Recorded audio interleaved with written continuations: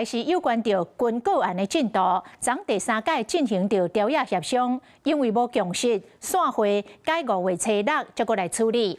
另外，国防部公布着解放军上新的动态，讲对方有军舰拢入来咱澎湖的西南海峡，国防部讲有严密监控。 解放军的这个主战舰在澎湖的西南海域，再结合这个空中的兵力进行这个演练。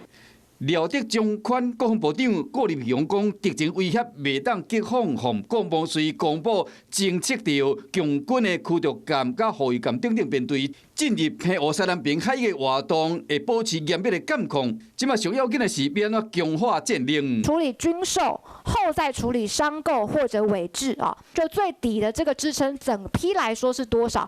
那我刚刚算了，大概8000亿。 第3摆调野协商，国民党立委徐巧芯头一摆提出8000亿的对策的版本，主张将军购甲商购呢分开审查。不过国民党党团的总调部分期议员坚持本来3800亿。 另外加上民众党团意见嘛无共款，所以讲韩国瑜裁定5月初6再过协商时间，若是知影阵营有共识，有可能5月初8伫议会对表决，若无顺利，可能传习会后才处理。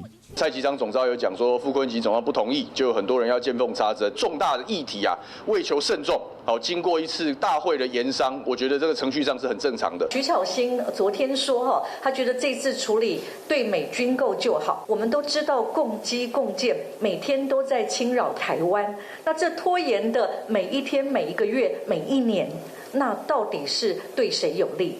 不过，甲算算的军购为3月26送出委员会，说来协商卡到今超过1个月，总统府侯友宜唔能够拖啊。确实是不宜再拖了。之前是说等中国国民党去完中国回来才要过关，现在又说是要等川习会后再讨论。那下一个借口、下一个理由又会是什么呢？因为川习会毕竟军购协商又个加添变数。 嗨，大家好，我是颖彤。想要来抢先掌握最及时的新闻资讯吗？赶快订阅、按赞、开启小铃铛，锁定华视新闻的 YouTube 频道。